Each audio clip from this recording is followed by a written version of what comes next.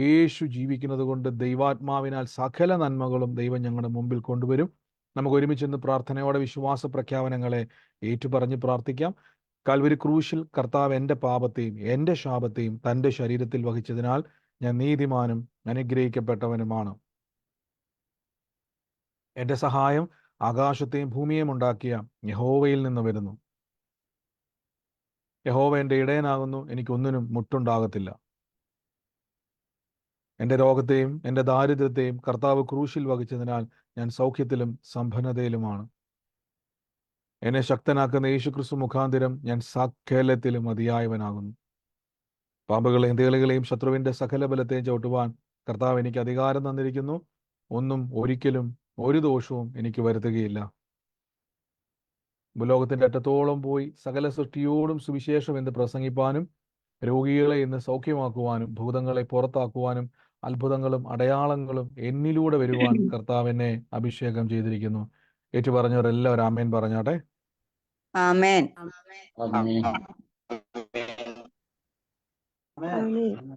ആമേൻ. കർത്താവ് നമ്മളെ സകലത്തിലും സൂക്ഷിക്കുന്നല്ലോ. ദൈവം നമ്മളെ സകലത്തിലും അനുഗ്രഹമാക്കി മാറ്റുന്നു.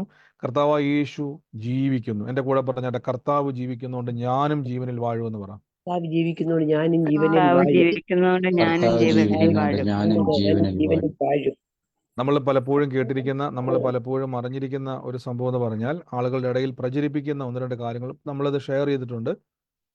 എങ്കിലും ഒരു വാക്ക് ഞാൻ പറയാം. നിങ്ങൾ കർത്താവിൻ്റെ സന്നിധിയിൽ വരുമ്പം നമ്മളൊരു വിഷയം പ്രാർത്ഥിക്കുമ്പോൾ ആ വിഷയങ്ങൾ ചിലർ പറയും, ആ വിഷയം എനിക്ക് തന്നാലും തന്നില്ലെങ്കിലും ഞാൻ എൻ്റെ ദൈവത്തെ വിളിക്കും. അങ്ങനെ നിങ്ങൾ ആരെങ്കിലും കേട്ടിട്ടുണ്ടോ? മാറിയില്ലേലും മാറിയാലും. ദാനിയേലിന്റെ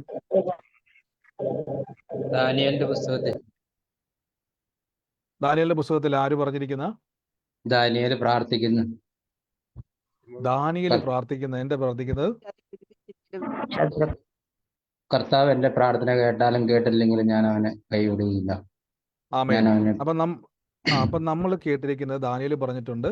പിന്നെ ചന്ദ്രക്ക്, മേശക്ക്, അഭേദ്നെഗോ പറഞ്ഞിട്ടുണ്ട്. അവൻ വിടുവിച്ചാലും വിടുവിച്ചില്ലെങ്കിലും എൻ്റെ പ്രാർത്ഥനയ്ക്ക് മറുപടി കിട്ടിയാലും കിട്ടിയില്ലെങ്കിലും.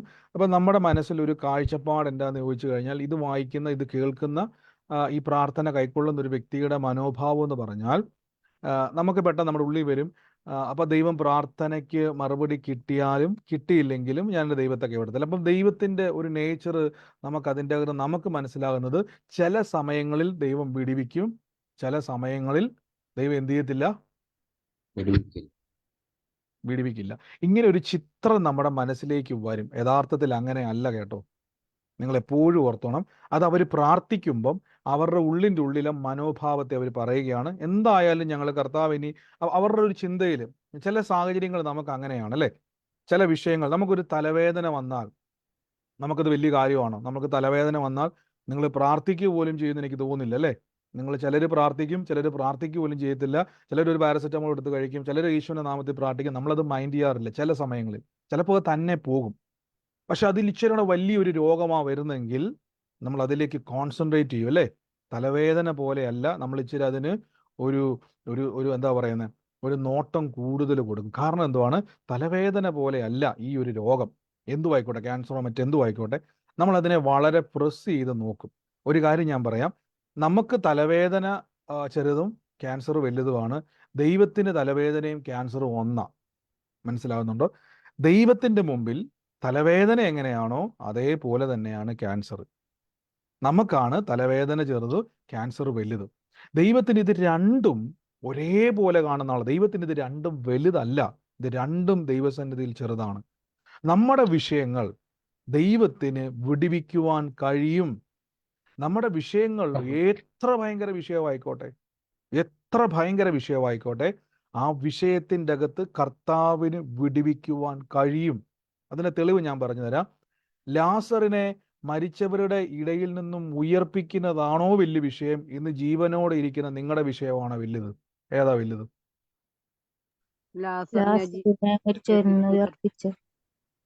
നിങ്ങൾ പറയാം, എൻ്റെ ബ്രദറെ, എൻ്റെ വിഷയം എത്ര വലുതാണെന്നറിയാമോ? നമ്മൾ ജീവനോടെ ഇരുന്ന് നമ്മൾ പറയുന്ന രോഗമായിക്കോട്ടെ, നമ്മുടെ പ്രശ്നങ്ങളായിക്കോട്ടെ, നമുക്കത് വലുതാണ്. പക്ഷെ കർത്താവിൻ്റെ സന്നിധിയിൽ മരിച്ചൊരു ഡെഡ് ബോഡിയെ ഉയർപ്പിക്കുന്നത് വലിയ കാര്യമല്ലെങ്കിൽ, യേശു എത്ര നേരം കഷ്ടപ്പെട്ടു ലാസറിനെ ഉയർക്കാൻ? നിങ്ങൾ പറ, എത്ര നേരം യേശു സ്ട്രഗിൾ ചെയ്തു? യേശു എത്ര ദിവസം എടുത്തു ലാസറിനെ മരിച്ചോടെന്ന് ഉയർപ്പിക്കാൻ വേണ്ടി? ഒരു സെക്കൻഡ്. ഒരു സെക്കൻഡേ എടുത്തുള്ളൂ. കർത്താവ് യേശു അവിടെ വരുന്നു, കല്ലറയ്ക്ക് വരുന്നു, 3 ദിവസം ഉപവാസ പ്രാർത്ഥന വെക്കുന്നു. അത് കഴിഞ്ഞിട്ട് 40 ദിവസം ഉപവാസ പ്രാർത്ഥന വെക്കുന്നു. അതിന് ചുറ്റും നടന്ന് പ്രാർത്ഥിക്കുന്നു, കർത്താവേ എൻ്റെ പ്രാർത്ഥന കേൾക്കണമേ, ലാസർ മരിച്ചു. പിന്നെ ലാസറിന്റെ കല്ലറയ്ക്കകത്തോട്ട് കയറുന്നു, പിന്നെ കൈവെക്കുന്നു. യേശു വളരെ കഷ്ടപ്പെട്ടൊന്നും അല്ല യേശു മരിച്ചവനെ ഉയർപ്പിച്ചതാണോ? ലാസറേ പുറത്തു വാ എന്ന് പറഞ്ഞ ക്ഷണത്തിൽ അവിടെ എന്ത് സംഭവിച്ചു? മരിച്ചവൻ എണീറ്റു വന്നു. ശ്രദ്ധിച്ചോണം, ആരെ എണീറ്റ് വന്നത്? അപ്പൊ മരിച്ചവരെ മരിച്ചവൻ ഉയർപ്പിക്കുന്ന എഴുന്നേറ്റ് വന്നു. മരിച്ചവരെ ഉയർപ്പിക്കുന്ന കർത്താവിന് നിങ്ങളുടെ വിഷയങ്ങൾ ചെയ്തെടുക്കുവാനും വലിയ പാടൊന്നുമില്ല. അപ്പൊ നമ്മൾ പലപ്പോഴും ദൈവത്തിന്റെ അപ്പൊ എന്തുകൊണ്ടാണ് പഴയ നിയമത്തിൽ അവർ പ്രാർത്ഥിച്ചെന്ന് ചോദിച്ചു കഴിഞ്ഞാൽ, അവരുടെ വ്യക്തിപരമായൊരു പ്രാർത്ഥനയാണത്. അവർ പ്രാർത്ഥിക്കുകയാണ്, കർത്താവിന് ഒരു കുഴപ്പം, ദൈവം എന്നെ വിടുവിച്ചില്ലെങ്കിൽ അവർ പറയുകയാണ്, വലിയ കുഴപ്പത്തിൽ നിൽക്കുക. നമുക്കറിയാം, ചെറിയ സാഹചര്യമല്ല. നെബൂഖദ്നേസർ രാജാവ് കൈയും കാലും കെട്ടി തീക്കുണ്ടത്തിൻ്റെ അകത്തോട്ട് ഏത് വ്യക്തിയെ ഇട്ടാലും കത്തിക്കരിഞ്ഞ് ചാമ്പലായി പോകുന്ന വലിയൊരു തീക്കുണ്ടത്തിലേക്ക് ഇടാൻ നിൽക്കുക. അതുകൊണ്ടാണ് അവർ പറഞ്ഞത്, ഇനി ഈ തീക്കകത്തിന് ദൈവം ഇറങ്ങി വന്നില്ലേലും കുഴപ്പമൊന്നുമില്ല. ഞാൻ ചോദിച്ചോട്ടെ, ദൈവം അവരെ വിടുവിച്ചോ ഇല്ലയോ? വിടുവിച്ചു. ഉറക്കെ പറ, ദൈവം വിടുവിച്ചോ ഇല്ലയോ? വിടുവിച്ചു. കണ്ടോ? അപ്പൊ അവരോർത്തത്, അവരുടെ ചിന്തയിൽ ഓർത്തത്, വലിയ മരണം ഞങ്ങളുടെ മുമ്പിൽ നിൽക്കും. നിങ്ങളൊന്ന് ആലോചിച്ച് നോക്കി, തീക്കുണ്ടോ ഇങ്ങനെ കൂട്ടിയിട്ടിട്ട് നിങ്ങളുടെ കൈയും കാലും കെട്ടിയിട്ടിട്ട് നിങ്ങളെ അതിൻ്റെ അകത്തോട്ട് തള്ളിയിടാൻ നിൽക്കുമ്പോൾ നിങ്ങൾ ചിലപ്പോൾ ചിന്തിക്കൂ ഇതിന്ന് രക്ഷപ്പെടും. കാര്യം ഇനി അതിൻ്റെ ഇടയിൽ ഒരു ചെറിയ ഒരു ടൈം മാത്രമേ ഉള്ളൂ. അവരെ ഉന്തി താഴേക്ക് ഇടുന്ന ഒരു സമയം മാത്രമേ ഇനി അവരുടെ മുമ്പിലുള്ളൂ. അവർ പറഞ്ഞു, ഇനി വിടുവിച്ചാലും വിടുവിച്ചില്ലെങ്കിലും കർത്താവ് ഞങ്ങൾക്ക് കുഴപ്പമൊന്നുമില്ല. അവരോർത്ത് എന്നാന്ന് വെച്ചാൽ, ഇനി എന്നാ സെക്കൻഡേ ഉള്ളൂ ഞങ്ങളുടെ മുമ്പിൽ, ഇനി എന്നാ സെക്കൻഡേ ഉള്ളൂ. ആ ഒരു സെക്കൻഡിൽ ഇനി ദൈവം വിടുവിച്ചില്ലെങ്കിലും, ദൈവം ഇനി ഇറങ്ങി വരാൻ പറ്റിയില്ലെങ്കിലും, ദൈവത്തിന് വന്നില്ലെങ്കിലും ഒരു കുഴപ്പമില്ല. പക്ഷെ ഒരു കാര്യം ഞാൻ പറയാം, നിങ്ങളുടെ ഏത് പ്രതികൂലത്തിലും കർത്താവ് ഇറങ്ങി വരും, ഉറപ്പിച്ച് ഞാൻ പറയുന്നു. നമ്മൾ ചിന്തിക്കരുത് ദൈവം വരത്തില്ലെന്ന്. നമ്മളെ അങ്ങനെ പഠിപ്പിക്കുക എന്നുള്ളതാണ് പിശാചിന്റെ ഏറ്റവും വലിയ ലക്ഷ്യം. ദൈവം ഇറങ്ങി വരത്തൊന്നുമില്ല, അതുകൊണ്ട് നീ അങ്ങ് അഡ്ജസ്റ്റ് ചെയ്തു. നമ്മുടെ വിശ്വാസത്തെ എപ്പോഴും ബൈബിൾ എപ്പോഴും പറഞ്ഞിട്ട് നിങ്ങളുടെ വിശ്വാസത്തെ പരിശോധിക്കണം. എക്സാമിൻ യുവർ ഫെയ്ത്ത് എന്നാണ് പറയുന്നത്. നമ്മുടെ വിശ്വാസത്തിൽ നമ്മൾ നോക്കണം. ദൈവം വിടുവിച്ചില്ലേലും കുഴപ്പമൊന്നുമില്ല എന്ന് പറഞ്ഞിരിക്കുന്ന വിശ്വാസമാണെങ്കിൽ അത് പിശാച് നിങ്ങളെ പഠിപ്പിച്ചിട്ടിരിക്കുക. കാര്യം എന്താണെന്നറിയോ? ദൈവം നിങ്ങളെ വിടുവിക്കത്തില്ലെന്ന് നിങ്ങൾക്ക് ഉറപ്പായി. നമുക്ക് ഉറപ്പാകുമ്പോഴാണ് നമ്മൾ അങ്ങനെയൊക്കെ പറയുന്നത്. മനസ്സിലായോ? ഇനി വിടുവിച്ചില്ലേലും കുഴപ്പം, നമ്മൾ പറയത്തില്ലേ, ഇനി ശരിയായില്ലേലും കുഴപ്പമൊന്നുമില്ല, ഇങ്ങനെയൊക്കെ അങ്ങ് പോട്ടെ, അല്ലേ? നമ്മൾ ചിലപ്പോഴും അങ്ങനെയൊക്കെ കേട്ടിരിക്കുക. നിങ്ങളുടെ ജീവിതത്തിൽ എപ്പോഴേലും ഒക്കെ പറഞ്ഞിരിക്കുക, അല്ലേ? ഇനി പിന്നെ വിടുവിച്ചില്ലേലും കുഴപ്പമൊന്നുമില്ല എന്ന് നമ്മൾ പലപ്പോഴും പറയത്തില്ലേ? നമ്മൾ പലപ്പോഴും പറയാറില്ല, അല്ലേ? നമ്മൾ പലപ്പോഴും കേട്ടിട്ടുണ്ട്. എന്നാൽ നിങ്ങളൊരു കാര്യം ഓർത്തോണം, ഈ ദൈവത്തിൻ്റെ സ്വഭാവത്തെ നമ്മൾ ആദ്യം മനസ്സിലാക്കണം. കർത്താവ് എന്നെ വിടുവിക്കും. എൻ്റെ കൂടെ പറഞ്ഞോട്ടെ, കർത്താവ് എന്നെ വിടുവിക്കും. കർത്താവ് എന്നെ വിടുവിക്കും. ലോകത്തിൽ ആര് പ്രസംഗിച്ചാലും ഇനി വിടുവിച്ചില്ലേലും അങ്ങനെയുള്ള പ്രസംഗങ്ങൾ കേൾക്കാതിരിക്കുന്നതാണ് ഞാൻ പറയുന്നത് ഏറ്റവും നല്ലത്, കേട്ടോ. ചിലർക്ക് അത് ഇഷ്ടമാണ്. നമ്മുടെ സാഹചര്യങ്ങളിൽ മാറിയില്ലെങ്കിൽ സാരമില്ല, അത് നമുക്ക് കിട്ടുമ്പോൾ ഒരു സുഖമാണ് കേൾക്കുമ്പോൾ. സാരമില്ല, എന്തായാലും കർത്താവ് ഉണ്ടല്ലോ, ദൈവത്തെ സ്നേഹിക്കുന്നു. നിങ്ങൾ ശരിക്കും ഓർത്താണ്, പിശാച് കൈയടിക്കുക, നിനക്ക് അത് തന്നെ വരണം. കാരണം നിന്റെ ദൈവം വിടുവിക്കത്തില്ലെന്ന് നമ്മൾ തന്നെ ലോകത്തോട് വിളിച്ചു പറയുക. മനസ്സിലായിക്കോണം. ഇവിടെ യേശു പറഞ്ഞ വാക്ക് നോക്കണം. യോഹന്നാന്റെ സുവിശേഷം 11-ാം അധ്യായത്തിന് 40, 41, 42, 43 ഇങ്ങനെ പറഞ്ഞിരിക്കുന്നത്, യേശു അവളോട്, വിശ്വസിച്ചാൽ നീ ദൈവത്തിന്റെ മഹത്വം കാണും. എന്നാ പറഞ്ഞേക്കുന്നത്? വിശ്വസിച്ചാൽ. നമ്മൾ എത്രയോ വട്ടം എടുത്ത വാക്യം എന്ന് പറയും, എന്നാലും എൻ്റെ ഉള്ളിലേക്ക് വന്നതാണ്. 39-ാം വാക്യത്തിൽ പറയുന്നു, യേശു പറഞ്ഞു, മരിച്ചവന്റെ സഹോദരിയായ മാർത്ത കർത്താവെ നാറ്റം വെച്ചു തുടങ്ങി 4 ദിവസമായി. എപ്പോഴും പറയുന്ന വാക്യം, നമുക്ക് കാണാപ്പാടം അറിയാവുന്ന വാക്യമല്ലേ? യേശു അവളോട് പറയുകയാണ്, വിശ്വസിച്ചാൽ നീ ദൈവത്തിന്റെ മഹത്വം കാണും. നിങ്ങൾ ആരുടെ കൂടെ നിൽക്കും? മാർത്തയുടെ കൂടെ നിൽക്കുവോ, യേശുവിന്റെ കൂടെ നിൽക്കുവോ? മാർത്ത പറഞ്ഞു, മരിച്ചു, 4 ദിവസമായി നാറ്റം വന്നു. ഡെഡ് ബോഡിയെ പറ്റി പറയുന്നത്, ജീവനുള്ള ആളെ പറ്റി അല്ലേ പറയുന്നത്. മരിച്ച ഡെഡ് ബോഡിയെ പറ്റിയില്ല. മാർത്ത പറയുകയാണ്, മരിച്ചു, 4 ദിവസമായി നാറ്റം വന്നു, അവളുടെ കൂടത്തിൽ നിൽക്കാൻ ആൾക്കാരുണ്ട്, കരയാൻ ആൾക്കാരുണ്ട്, അവളെ ആശ്വസിപ്പിക്കാൻ ആൾക്കാരുണ്ട്. പക്ഷേ യേശുവിൻ്റെ കൂടെ നിൽക്കാൻ ആരുമില്ല. യേശു എല്ലാവരും നോക്കിയിട്ട് പറയാം, വിശ്വസിക്കാൻ തയ്യാറാണോ? ദൈവത്തിൻ്റെ മഹത്വം കാണും. മാർത്ത പറഞ്ഞു, എൻ്റെ കർത്താവേ, നിങ്ങൾ ആലോചിച്ച് നോക്കി, മാർത്ത പറഞ്ഞു കാണും, എനിക്ക് കർത്താവേ, എനിക്ക് എങ്ങനെ വിശ്വസിക്കണമെന്ന് അറിയത്തില്ല. മാർത്ത ചിന്തിച്ച് കാണും. കാര്യം എങ്ങനെയാ, ഈ മരിച്ച സഹോദരൻ്റെ ഡെഡ് ബോഡി ചീഞ്ഞളിയുന്ന നാറ്റം, ആ ഒരു ബോഡി അഴുകുന്ന മണം മൂക്കിലോട്ട് അടിച്ചു കയറ്റിക്കൊണ്ടിരിക്കുക. അതുകൊണ്ടല്ലേ നാറ്റം വന്നെന്ന് പറഞ്ഞേക്കുന്നത്. മൂക്കി വന്ന് കാണും, ഇല്ലേ പോട്ടെ, നാറ്റം വന്നെന്ന് അവർക്കറിയാം. ഇങ്ങനെ ഒരു ഡെഡ് ബോഡി അഴുകുന്ന മണം വന്നിട്ടും എങ്ങനെയാ കർത്താവെ വിശ്വസിക്കാൻ പറ്റുന്നത്? അപ്പം അവർ പറയും, ഇനി കർത്താവ് ഉയർത്തില്ലേലും കുഴപ്പമൊന്നുമില്ല. കർത്താവ് യേശുവിൻ്റെ നാമം മഹത്വപ്പെട്ട, യേശുവിൻ്റെ നാമം എപ്പോഴാണ് മഹത്വപ്പെടുന്ന അറിയാവോ? വിശ്വസിക്കണം. എന്നെ ദൈവം ഉയർത്തും, എനിക്ക് വേണ്ടി അവൻ പ്രവർത്തിക്കും. അങ്ങനെയുള്ള ഉപദേശങ്ങളിലൂടെ പിശാച് സന്തോഷിക്കുന്നത് നിങ്ങൾക്കറിയാവോ? നമുക്കൊരു പ്രശ്നം വരുമ്പം ആ പ്രശ്നത്തിൽ യേശു എന്നെ സഹായിക്കുന്നയാളാ ദൈവം. ഞാൻ ചോദിച്ചോട്ടെ, എനിക്ക് സ്വയമായിട്ട് ഇതൊക്കെ ചെയ്യാൻ പറ്റുമെങ്കിൽ പിന്നെ കർത്താവിൻ്റെ ആവശ്യം എനിക്കുണ്ടോ? എനിക്ക് എൻ്റെ രോഗത്തെ മാറ്റാൻ പറ്റുമെങ്കിൽ പിന്നെ യേശുവിൻ്റെ ആവശ്യമുണ്ടോ? എനിക്ക് എൻ്റെ രോഗത്തെ ഇല്ല. മാറ്റാൻ പറ്റുമെങ്കിൽ പിന്നെ യേശു ക്രൂശിൽ അടിയേക്കേണ്ട കാര്യമുണ്ടോ? എനിക്ക് രക്ഷപ്പെടാൻ കഴിയുമെങ്കിൽ യേശു എനിക്ക് രക്ഷകനായി നിൽക്കേണ്ട കാര്യമുണ്ടോ? എനിക്ക് വീഴാതെ നിൽക്കാൻ കപ്പാസിറ്റി ഉണ്ടെങ്കിൽ വീഴാതെ വണ്ണം നിന്നെ സൂക്ഷിക്കുമെന്ന് വചനം പറയാൻ കാര്യമുണ്ടോ? യഹോവൻ്റെ ഇടയനാകും, നിനക്കൊന്നിനും മുട്ടില്ലെന്ന് പറയാൻ കാരണം എനിക്ക് സ്വയമായിട്ട് നടക്കാൻ പറ്റാത്തൊരാടായതുകൊണ്ടല്ലേ? ഇതെല്ലാം നമ്മളോട് വചനം ചൂണ്ടിക്കാണിക്കുകയാണ്, ദൈവം എൻ്റെ സഹായകനാണ്. നമ്മളെപ്പോഴും ഓർത്തോണം, നമ്മുടെ മൈൻഡിലേക്ക്, നമ്മുടെ മനസ്സിലേക്ക്, നമ്മുടെ വിശ്വാസത്തെ ബാധിക്കുന്നതൊന്നും കേൾക്കാൻ പോകരുത്. ആമേൻ. ചിലപ്പോൾ നിങ്ങൾ ചിന്തിക്കും, ബ്രദറെ, ഇതെൻ്റെ വിധിയായിരിക്കും. ആരാ പറഞ്ഞത് വിധിയാന്നുള്ളത്? ബൈബിൾ അങ്ങനെ പറയുന്നില്ല. ഇവിടെ ലാസറിൻ്റെ സഹോദരിയായ മാർത്തെ ഓർത്ത് കാണും, എൻ്റെ സഹോദരൻ മരിച്ചു, എൻ്റെ വിധിയായിരിക്കും. കർത്താവ് വന്നപ്പോൾ എന്ത് പ്രാർത്ഥനയും പാട്ടും ആരാധനയും സ്തുതിയൊക്കെ ആയിരുന്നു വീട്ടിൽ. ലാസറായിരുന്നു തുള്ളിച്ചാടി ആലുലിയ പറയുന്നത്. ലാസറായിരിക്കും ചിലപ്പോൾ വചനമൊക്കെ അവിടെ വായിക്കുന്നത്. ലാസറായിരിക്കും യേശുവിനെ സ്വീകരിക്കുന്നതും കർത്താവിൻ്റെ കൂടെ ശുശ്രൂഷിക്കുന്നത്. അവർ പറയും, നല്ല ഓർമ്മകൾ ഞങ്ങൾക്കുണ്ട്. യേശു പറഞ്ഞു, വിശ്വസിച്ചാൽ.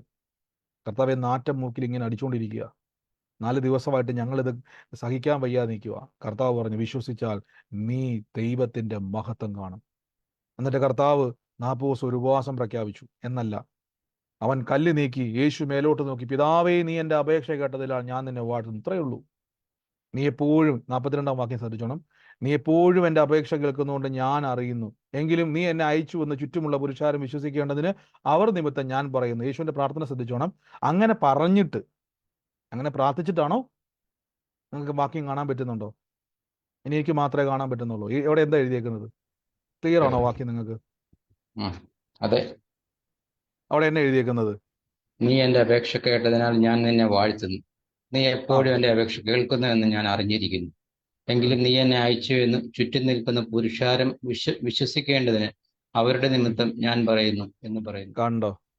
ഇങ്ങനെ പറഞ്ഞിട്ട്, പ്രാർത്ഥിച്ചിട്ടല്ല. ശ്രദ്ധിച്ചോണം, യേശു പ്രാർത്ഥിച്ചിട്ടല്ല, ഇങ്ങനെ പറഞ്ഞിട്ട് ലാസറേ എന്ത് ചെയ്തു? പുറത്തുവാ എന്ന് വിളിച്ചു. എന്ത് ചെയ്തു? ലാസറേ പുറത്തുവാ എന്ന് യേശു വിളിച്ചു. ഒന്ന് ആലോചിച്ച് നോക്കി. ഇവിടെ ശ്രദ്ധിച്ചോണം, മരിച്ചവൻ പുറത്തു വന്നു. ആരാ പുറത്തു വന്നേക്കുന്നേ? ലാസർ പുറത്തു വന്നു. ഇവിടെ ലാസർ എന്ന് മരിച്ചു. പറയുന്നില്ല, ലാസർ എന്ന് പറയുന്നില്ല. ആരാ എഴുതിയേക്കുന്ന വചനം ശ്രദ്ധിച്ചു നോക്കിയേ. മരിച്ചവൻ പുറത്തു വന്നു. ആര് വിളിച്ചപ്പോ? യേശു വിളിച്ചു. നിങ്ങൾക്ക് ഇതൊക്കെ വിശ്വസിക്കാൻ പറ്റുന്നുണ്ടോ? നിങ്ങൾക്ക് ഇത് വിശ്വസിക്കാൻ പറ്റുന്നു? എനിക്ക് അറിയത്തില്ല. നിങ്ങൾക്ക് ഇത് വിശ്വസിക്കാൻ പറ്റുന്നുണ്ടോ? വലിയ ബുദ്ധിമുട്ടാണോ? നിങ്ങൾക്ക് ഇത് വിശ്വസിക്കാൻ പറ്റുന്നുണ്ടോ? ഉണ്ട്.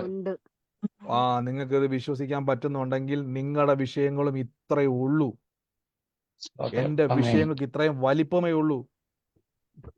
മരിച്ച് നാറ്റം വന്ന് 4 ദിവസമായ ഒരു ഡെഡ് ബോഡിക്ക് വേണ്ടി യേശു 150 ദിവസം പ്രാർത്ഥിച്ചു എന്ന് ബൈബിളിൽ പറയുന്നില്ല. യേശു പ്രാർത്ഥിച്ചെന്ന് പോലും പറയുന്നില്ല. എൻ്റെ കർത്താവേ, ലാസർ ഉയർക്കണവേ, എൻ്റെ കർത്താവേ. യേശു പിതാവോട് പറയും, പിതാവേ, നീ എപ്പോഴും എൻ്റെ പ്രാർത്ഥന കേൾക്കുന്നു. നീ എപ്പോഴും അതാണ് യേശു ക്രിസ്തു നമ്മളെ പഠിപ്പിക്കുക. അപ്പൻ നമ്മളെ എപ്പോഴും അറിയുന്നുണ്ട്. നിങ്ങളിപ്പോൾ ഒരു കൊട്ടയ്ക്കകത്ത് കയറി ഒളിച്ചിരുന്നാലും നമ്മൾ ചിന്തിക്കും, കർത്താവ് എന്നെ കാണുന്നില്ല. ബൈബിൾ പറഞ്ഞു, നീ ആകാശത്തിൻ്റെ ഇടയിൽ മേഘത്തിൽ പോയി ഒളിച്ചാലും ഞാൻ നിന്നെ കാണും. നീ പാതാളത്തിൽ പോയിരുന്നാലും കടലിൻ്റെ അടിത്തട്ടിൽ പോയിരുന്നാലും ഞാൻ നിന്നെ കാണും. നിന്റെ ആത്മാവിനെ മറഞ്ഞൊന്നും ചെയ്യാൻ കഴിയത്തില്ലെന്ന വചനം പറയുന്നത്. കർത്താവ് പറയാം, പിതാവേ നീ എപ്പോഴും എന്നെ കാണും. നമ്മൾ ഓർക്കുന്ന തന്നെ കർത്താവ് ഒന്നും കാണുന്നു, കർത്താവ് എന്നെ എപ്പോഴും കാണുന്നുണ്ട്. യേശു അതുകൊണ്ടാണ് പറഞ്ഞത്, പിതാവേ നീ എപ്പോഴും എൻ്റെ പ്രാർത്ഥന കേൾക്കുന്നു. എങ്കിലും ഈ കണ്ടു നിൽക്കുന്ന ആൾക്കാർക്ക് ഇപ്പോഴും വിശ്വാസം വന്നിട്ടില്ല. അതാണ് നമ്മളോടാ പറയുന്നത് കേട്ടോ. നമ്മൾ വിശ്വസിക്കേണ്ടതിനാ ബൈബിളിൽ ഇതൊക്കെ എഴുതി വെച്ച്. അല്ലെ കർത്താവിന് വചനം മാത്രം എഴുതിയാൽ പോരെ. ഈ അത്ഭുതങ്ങൾ എന്തിനു എഴുതിയേക്കെന്നറിയാവോ? ഈ സാഹചര്യങ്ങൾ എന്തിനു എഴുതിയേക്കെന്നറിയാവോ? നിങ്ങൾക്ക് വിശ്വാസം വരാൻ വേണ്ടി. ദൈവം നമുക്ക് വേണ്ടി പ്രവർത്തിക്കുമെന്ന് നമുക്ക് ഉറപ്പ് തരാൻ വേണ്ടിയാണ്. അവിടെ വചനം പറയുന്നു, മരിച്ചവൻ പുറത്തു വന്നു, അവന്റെ കാലും കൈയും ശീല കൊണ്ട് കെട്ടി, മുഖം റൂമാല് കൊണ്ട് മൂടിയിരിക്കുന്നു, അവന്റെ കെട്ട് അഴിപ്പിൻ, അവൻ പോകട്ടെ എന്ന് യേശു പറഞ്ഞു. എനിക്കറിയത്തില്ല, ഞാൻ കേട്ട ഒരു ചരിത്രമാണ്, എനിക്കത് എത്രത്തോളം സത്യമാണെന്ന് അറിയത്തില്ല. എങ്കിലും നമ്മുടെ ഇന്നത്തെ കാലത്ത് പോസ്റ്റ്മോർട്ടം ചെയ്ത് എംബാം ചെയ്യുന്നത് പോലെ, അകത്തുണ്ടായിരുന്ന ഓർഗൻസ് എല്ലാം പുറത്ത് കളയുന്നത് പോലെ, അന്നത്തെ കാലത്ത് ഈജിപ്തിലൊക്കെ മമ്മീസിനെ അങ്ങനെ ചെയ്യും.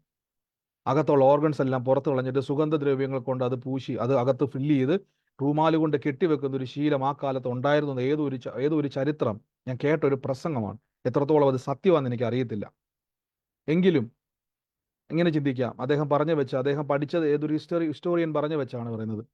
അദ്ദേഹം അകത്തുള്ള ഓർഗൻസ് എല്ലാം എടുത്തു മാറ്റി അതിൻ്റെ അകത്ത് സുഗന്ധദ്രവ്യങ്ങൾ കൊണ്ട് ഈജിപ്തിലെ മമ്മികളെ പൊതിയുന്നത് പോലെ കംപ്ലീറ്റ് പൊതിഞ്ഞു വെച്ചൊരു ഡെഡ് ബോഡി, ഇനി അതുണ്ടെങ്കിലും ഇല്ലെങ്കിലും മരിച്ചിട്ട് നാറ്റം വന്ന ഡെഡ് ബോഡി, 4 ദിവസമായ ഡെഡ് ബോഡി യേശു വിളിച്ചപ്പം ജീവനുള്ളവനായി. ഒന്ന് ചിന്തിച്ചു നോക്കി, നിങ്ങൾക്ക് എത്രയോ ശവാടക്കിന് പോയതാ. നിങ്ങൾ ശവാടക്കി കഴിഞ്ഞ് 4 ദിവസം കഴിയുമ്പോഴേക്ക് ഇന്നേ വരെ ഏതെങ്കിലും ഡെഡ് ബോഡി അവിടെ നിന്ന് ഉയർത്തു വന്നിട്ടുണ്ടോ? ഇല്ല. പക്ഷെ യേശു വിളിച്ചാൽ ഇറങ്ങി വരും. അങ്ങനെയെങ്കിൽ യേശുവിൻ്റെ നാമത്തിൽ കൽപ്പിച്ചാൽ നിങ്ങളുടെ വിഷയങ്ങൾ മാറിയിരിക്കും. നമ്മൾ തിരിച്ചറിയണം, കർത്താവിൻ്റെ നാമത്തിൽ മാറാത്ത ഒരു വിഷയം. എൻ്റെ കൂടെ പറയാം, എൻ്റെ യേശുവിൻ്റെ നാമത്തിൽ മാറാത്ത ഒരു വിഷയമില്ലെന്ന് പറ. എന്റെ യേശുവിന്റെ നാമത്തിൽ മാറാത്ത ഒരു വിഷയവും എനിക്കില്ല എന്ന് നമ്മൾ എപ്പോഴും പറ. കർത്താവിൻ്റെ നാമത്തിൽ മാറാത്ത ഒരു വിഷയവും എനിക്കില്ല. പക്ഷെ നമ്മുടെ മനസ്സിലേക്ക് പിശാച് പയ്യെ പഠിപ്പിക്കും, അങ്ങനെയൊന്നുമല്ല കേട്ടോ. 2 ദിവസം പ്രാർത്ഥിച്ചു, 3 ദിവസം പ്രാർത്ഥിച്ചു, 4 ദിവസം പ്രാർത്ഥിച്ചു, ഇനി അതൊരിക്കലും മാറാൻ പോകുന്നില്ല. അപ്പൊ നമ്മൾ പയ്യെ എന്ത് ചെയ്യും? കർത്താവ് സാരമില്ല, എന്തായാലും ഇരിക്കുന്നു. പക്ഷെ ഒരു കാര്യം ഞാൻ പറയാം, ബൈബിൾ വ്യക്തമായിട്ട് പറയുന്നു, യേശു വിടുവിക്കുന്ന ദൈവമാണ്. കർത്താവിന് വേണമെങ്കിൽ ലാസറിനെ അവോയ്ഡ് ചെയ്യാൻ മേലായിരുന്നു, ആ വീട്ടിൽ വരാതിരിക്കായിരുന്നല്ലോ. ഒരു 10 ദിവസം കൂടെ കഴിഞ്ഞ് കഴിഞ്ഞാൽ അവർ പയ്യെ ദുഃഖങ്ങളൊക്കെ മറയ്ക്കും. ഒരു വർഷം കഴിഞ്ഞ് കഴിഞ്ഞാൽ പയ്യെ ദുഃഖത്തിൽ നിന്ന് അവർ പയ്യെ പുറത്തു വരും. 2 വർഷം കഴിഞ്ഞ് കഴിഞ്ഞാൽ ഒരു ഫോട്ടോയൊക്കെ മാലയിട്ട് ഒരു ദീർഘശ്വാസം ഉണ്ടായിരുന്നെങ്കിൽ എന്നവർ ദീർഘശ്വാസത്തിലേക്കും. കർത്താവിന് വേണമെങ്കിൽ ആ സമയത്ത് വീട്ടിൽ ചെന്നിട്ട്, എന്നാ കൊണ്ട് സഹോദരി, അന്ന് ഞാനിവിടെ ചില്ലായിരുന്നു, ബിസി ആയിരുന്നു എന്ന് പറഞ്ഞാൽ പോരായിരുന്നു. ആമേൻ. കർത്താവ് ഇതെല്ലാം നമ്മളെ കാണിക്കുന്ന എന്നാണെന്നറിയാവോ? നമുക്കറിയാവുന്ന കുറച്ച് പേരെ മാത്രം ഉയർപ്പിച്ച് കാണത്തുള്ളൂ. കർത്താവ് അനേകരെ ഉയർപ്പിച്ചിട്ടുണ്ട്. യോഹന്നാൻ തന്നെ പറയുന്നുണ്ട്, യേശു ചെയ്ത അത്ഭുതങ്ങൾ എഴുതാൻ തുടങ്ങിയാൽ ഈ ബൈബിൾ, ഈ ലേഖനങ്ങളൊന്നും പോരാ, ഈ ആകാശം പോരാ കർത്താവ് ചെയ്തത് എഴുതാൻ. അപ്പൊ എങ്ങനെയെങ്കിൽ ഈ കർത്താവ് എനിക്ക് വേണ്ടി പ്രവർത്തിക്കും. എനിക്കൊരു പ്രശ്നം വന്നാൽ ഈ കർത്താവ് എനിക്ക് വേണ്ടി പ്രവർത്തിക്കുമെന്ന് ഞാൻ ആദ്യം വിശ്വസിക്കണം. ഗലാത്യ ലേഖനം 2-ാം അധ്യായത്തിന്റെ 19-ാം വാക്യമാണ്. കഴിഞ്ഞ ദിവസങ്ങളിൽ നമ്മൾ കേട്ട വാക്യമാണെങ്കിലും ഇന്ന് എൻ്റെ ഉള്ളിൽ ചിന്തിപ്പിച്ച വന്ന ഒരു വചനമാണിത്. ഗലാത്യ ലേഖനം 3-ാം അധ്യായത്തിന്റെ 19-ാം വാക്യത്തിൽ ഇങ്ങനെയാണ് പറഞ്ഞിരിക്കുന്നത്. 2:19 മുതലാണ്, ഞാൻ ദൈവത്തിനായി ജീവിക്കേണ്ടതിന് ന്യായപ്രമാണ സംബന്ധമായി മരിച്ചു, ഞാൻ ക്രിസ്തുവിനോട് കൂടെ ക്രൂശിക്കപ്പെട്ടിരിക്കുന്നു, ഇനി ജീവിക്കുന്നത് ഞാനല്ല, ക്രിസ്തു അത്രേ. ഈ ക്രൂശിക്കപ്പെടുക എന്നുള്ള വാക്ക് കേൾക്കുമ്പോൾ നമ്മുടെ മനസ്സിലേക്ക് ഓടി വെത്തുന്നത് കാൽവരി ക്രൂശ അല്ലെ. പലപ്പോഴും നമ്മൾ പറയുന്നൊരു വാക്കുണ്ട്, കർത്താവേ ഞാനൊരു കുരിശ് ചുമക്കുക. നിങ്ങൾ ഒരിക്കലും ചിന്തിക്കുക പോലും ചെയ്യരുത്. യേശു ചുമന്ന ക്രൂശ് ചുമക്കാൻ നിങ്ങളെ കൊണ്ട് കഴിയത്തില്ല. നമ്മുടെയൊക്കെ നാട്ടിലൊക്കെ പലപ്പോഴും കുരിശുമൊക്കെ ചുമന്നുകൊണ്ട് ആൾക്കാർ നടക്കുന്നതൊക്കെ കാണാറില്ലേ? അതുകൊണ്ടൊന്നും ഒരു കാര്യമില്ല കേട്ടോ, വെറുതെ. യേശു ചുമന്ന ക്രൂശുമായിട്ട് ഒരു ബന്ധവുമില്ല.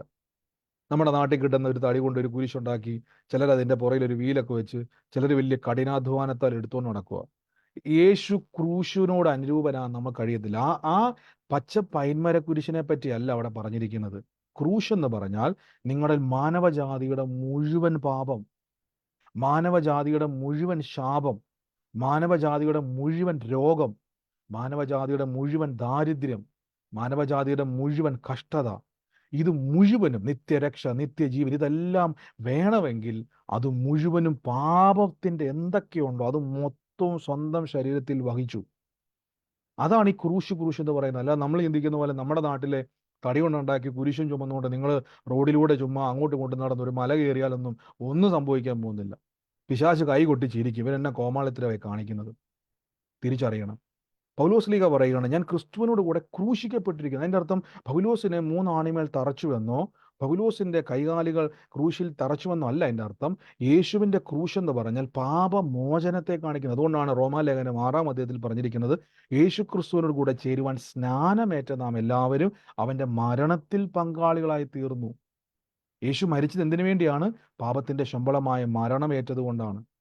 ആ മരണത്തോട് നമ്മൾ സ്നാനത്തോടു കൂടെ അനുരൂപരാകുമ്പോൾ നാം പാപമോചനം പ്രാപിക്കുകയാണ് അവിടെ. അതാണ് പൗലോസ് പറഞ്ഞത്, ഞാൻ ക്രൂശിക്കപ്പെട്ടിരിക്കും എന്നൊക്കെ പറയാൻ കാരണം. അല്ല നമ്മളൊരു കുരിശെടുത്ത് വെച്ചുകൊണ്ട് തോളെ വെച്ചുകൊണ്ട് നടക്കുന്ന ഒരു ആശയമല്ല. ദൈവത്തെ നമ്മൾ കളിയാക്കും അങ്ങനെ ചെയ്താൽ. യേശുവിൻ്റെ ക്രൂശിനോട് എങ്ങനെ അതിന് അനുരൂപനാകാൻ കഴിയും? ഒരിക്കലും കഴിയത്തില്ല. അത് നമുക്ക് താങ്ങാൻ കഴിയത്തില്ല. യേശു ക്രിസ്തു തന്നെ തിരുവചനം പറയുന്നത് അതിൻ്റെ കാഠിന്യം മനസ്സിലാക്കിയപ്പോൾ, ഗെത്സമന തോട്ടത്തിൽ കർത്താവ് ആ വേദന, പിതാവെ കഴിയുമെങ്കിൽ ഈ പാനപാത്രം എൻ്റെ അടുത്തൊന്ന് മാറ്റണമേ എന്ന് പ്രാർത്ഥിച്ച് യേശു അവിടെ വീണു. കർത്താവിൻ്റെ വിയർപ്പ് തുള്ളികളിലൂടെ രക്തം പുറത്തു വന്നെന്നാണ് പറഞ്ഞത്. ഏതാ? ക്രൂശി കയറിയിട്ടില്ല. ക്രൂശിനെ പറ്റി ധ്യാനിച്ചപ്പോൾ ഹൃദയം തകർന്നു പോയെന്നാണ് പറയുന്നത്. അപ്പൊ അത്രത്തോളം കഠിനമായ ഒരു കുരിശ് യേശു ചുമക്കുന്നതിന് മുമ്പ് അത് ആലോചിച്ചപ്പോൾ തന്നെ കർത്താവിൻ്റെ ശരീരത്തിൽ താങ്ങാൻ കഴിഞ്ഞില്ലെങ്കിൽ നിങ്ങൾക്കത് താങ്ങാൻ പോലും കഴിയത്തില്ല. പക്ഷെ പൗലോസ് പറയുകയാണ്, ഞാൻ എൻ്റെ ക്രൂശിനോട് അനുരൂപന, അതായത് യേശുവിനെ കർത്താവും രക്ഷിതാവുമായി സ്വീകരിച്ച് ഞാൻ സ്നാനപ്പെടുമ്പോൾ പാപമോചനത്തിലൂടെ ഞാൻ യേശുവിനെ ധരിക്കുന്നു. ഇനി ജീവിക്കുന്നത് ഞാനല്ല, ക്രിസ്തു അത്രേ. ശ്രദ്ധിച്ചോണം, ഇനി ജീവിക്കുന്നത് ഞാനല്ല, ക്രിസ്തു അത്രേ. ഈ വാക്യം ശ്രദ്ധിച്ചോണം, ഇനി ജീവിക്കുന്നത് ഞാനല്ല, എന്നിൽ ക്രിസ്തു ജീവിക്കുന്നു. ഇപ്പോൾ ഞാൻ ജഡത്തിൽ ജീവിക്കുന്നതോ എന്നെ സ്നേഹിച്ച് എനിക്ക് വേണ്ടി തന്നെത്താൻ ഏൽപ്പിച്ചു കൊടുത്ത ദൈവപുത്രനിലുള്ള വിശ്വാസത്താൽ ഞാൻ ജീവിക്കുന്നു. ഇനി ഈ വചനം ശ്രദ്ധിച്ചോണം, ഈ വചനം വായിക്കാൻ പറ്റുന്ന ആരെങ്കിലും ഒന്ന് വായിച്ച്. ദൈവപുത്രനിലുള്ള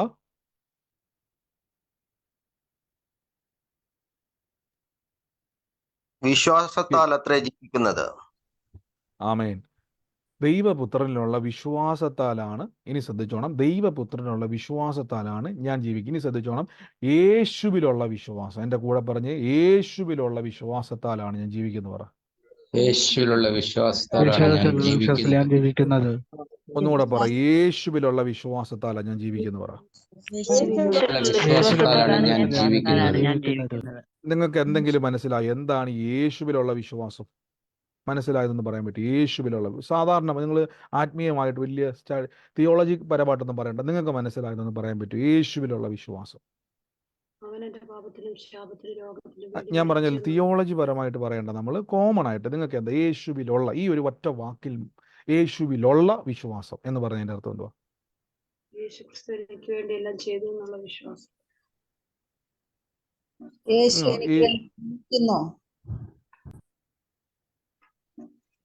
I live by faith in the Son of God എന്ന് പറഞ്ഞാൽ ഞാൻ യേശുവിലുള്ള വിശ്വാസത്താൽ, live by faith in the Son of God, ഞാൻ ദൈവപുത്രനിലുള്ള വിശ്വാസത്താൽ ജീവിക്കുന്നു. ഞാൻ നിങ്ങൾക്ക് മനസ്സിലാകാൻ വേണ്ടി പറയാം. കുറേ കാലം മുമ്പ് ഞാനും എൻ്റെ ഒരു സുഹൃത്തും കൂടെ, കുറേ കാലം മുമ്പാണ്, എൻ്റെ ഓർമ്മയിലാണ്. അപ്പം ഞാൻ അവനും കൂടെ ഞങ്ങളൊരു സ്ഥലത്ത് പോയി. അപ്പോൾ ഒരു സ്ഥലത്ത് പോയ സമയത്ത് ഞങ്ങൾ കുറച്ച് യാത്ര ചെയ്ത് ഇവൻ ആഹാരം കഴിക്കാൻ വേണ്ടി കയറി. ആഹാരം കഴിക്കാൻ വേണ്ടി കയറിയിട്ട് എൻ്റെ വളരെ വളരെ ഒരു ആത്മസുഹൃത്താണ്. ചെറുപ്പം മുതലേ ഞങ്ങൾ ഒരുമിച്ച് പഠിച്ചു വളർന്നതാണ്. എൻ്റെ ഇപ്പോഴത്തെ കാലമല്ല, ഞാൻ വിവാഹം കഴിക്കുന്നതിന് മുമ്പുള്ള കാര്യം പറയുന്നത്. അപ്പം ഞങ്ങൾ അവിടെ ചെന്നു, ഒരു ഹോട്ടലിൽ കയറി.